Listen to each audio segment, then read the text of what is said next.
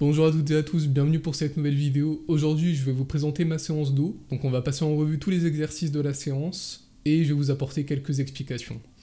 Allez, sans plus tarder, on commence avec le premier exercice, les tractions. Bon, j'espère ne rien vous apprendre en vous disant que les tractions vont travailler votre dos et notamment le grand dorsal. C'est vraiment l'exercice de base que n'importe quel pratiquant de musculation a au moins déjà fait une fois dans ses séances. Néanmoins, il y a quelques points techniques à respecter pour s'assurer de bien travailler vos dorsaux. Le premier point technique à respecter pour s'assurer de bien recruter vos dorsaux, c'est de tirer un maximum avec les épaules et non pas avec les bras. Donc lorsque vous commencez votre mouvement avec les épaules décrochées pendues à la barre, essayez d'initier le mouvement en tirant vos épaules vers l'arrière avant de tirer avec vos bras. Et c'est vraiment votre mobilité au niveau des omoplates et votre capacité à tirer avec les épaules qui va faire que vous travaillez vos dorsaux ou pas. Le deuxième point à respecter, c'est d'essayer de tirer en conservant toujours les coudes pointés vers le sol. En effet, je vois beaucoup de personnes qui arrondissent le haut du dos en fin de tirage, tout simplement parce qu'ils essayent de monter trop haut, ils ont une trop grosse amplitude par rapport à leur morphologie. Donc sur les tractions, il faut vraiment essayer de garder son coude pointé vers le sol du début à la fin du mouvement. Et c'est votre capacité à garder ce coude pointé vers le sol, donc à la verticale, qui va déterminer votre amplitude de mouvement. À partir du moment où je n'arrive plus à garder mon coude et à avoir un tirage parfaitement vertical et que je commence à avoir ce qu'on appelle une rétropulsion du bras, donc je fais plus ce mouvement-là avec mon coude, mais j'ai une rétropulsion, j'ai mon coude qui commence à partir vers l'arrière, j'arrête mon mouvement tout simplement. Donc il faut vraiment essayer de sortir du dogme de une traction, c'est forcément le menton au-dessus de la barre à la poitrine, etc. Si votre objectif comme le mien c'est le bodybuilding et donc de développer vos dorsaux, on n'hésite pas à adapter les amplitudes de mouvement pour garder la tension sur le muscle qu'on souhaite travailler. Second exercice de la séance, rowing horizontal à un bras à la machine hammer. Donc exactement pareil que sur les tractions, c'est à peu près pareil pour tous les exercices de dos, j'initie le mouvement avec mon épaule. Donc comme vous le voyez ici, lorsque je commence mon mouvement, j'ai l'épaule qui est complètement décrochée en arrière. La première étape, ça va être de tirer avec l'épaule au maximum. Je tire tout avec l'épaule, je viens serrer mon omoplate. Ensuite, je tire avec le coude, donc c'est là que la flexion de coude intervient. Et je termine le mouvement, je ne sais pas si vous allez le voir, peut-être avec la vue de profil. Je termine le mouvement avec une rotation du buste vers le côté que je travaille.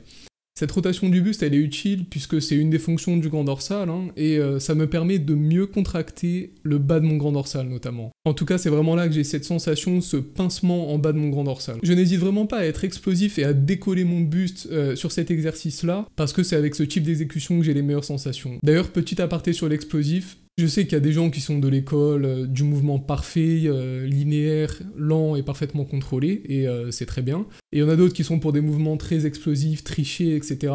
Je pense que c'est un exercice qui s'adapte très bien à un style d'exécution explosive, notamment si vous arrivez à maintenir des bonnes sensations au niveau de vos dorsaux, ce qui est mon cas. L'exercice, il est très complémentaire avec les tractions, puisque sur les tractions, on était sur un travail focalisé sur la tension d'étirement, alors qu'ici on est sur la tension de contraction. L'amplitude des dorsaux, en gros, pour simplifier, c'est d'ici, donc là je suis à l'étirement maximal pour les dorsaux, jusqu'en bas. Donc pour les tractions, on était de là à là, donc l'humérus à peu près parallèle au sol. Sur le rowing, je commence mon mouvement à cet endroit-là, jusqu'en bas. Donc les exercices sont complémentaires entre eux. Troisième exercice, on passe sur du tirage vertical en unilatéral cette fois, et avec une rotation au niveau du poignet. Bon, tout ce que j'ai dit précédemment sur l'amplitude aux tractions s'applique également sur cet exercice. C'est-à-dire que vous voyez que lorsque je termine mon mouvement, j'ai à peu près l'humérus qui est parallèle au sol. Donc lorsque je commence mon tirage, j'ai le buste qui est parfaitement droit, et j'ai l'épaule, le coude et le poignet qui sont alignés. Ça me permet d'avoir un meilleur étirement, le fait d'être complètement droit, par rapport à si j'étais en arrière. Sur cet exercice, contrairement aux tractions, je vais moins chercher la surcharge progressive, mais davantage à bien ressentir mes dorsaux sur chaque répétition. Vous avez peut-être aussi remarqué que lorsque je tire, j'ai une légère inclinaison latérale du buste vers le côté que je travaille. Tout comme pour le rowing tout à l'heure, où je pivotais légèrement du côté que je travaille afin de mieux sentir mes dorsaux, c'est exactement le même principe ici, et ça me permet de mieux contracter mes dorsaux. Dernier exercice de la séance, on est sur du rowing en pronation à la poulie basse.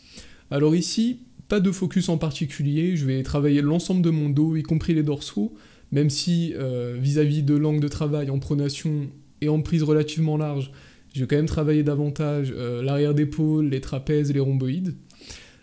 Sur cet exo, j'ai pas vraiment de volonté de focus le travail sur un groupe musculaire. J'aime bien conclure mes séances avec un exercice comme ça qui va travailler l'ensemble du dos, et c'est un angle de travail qui est complémentaire par rapport à tout ce que j'ai fait précédemment.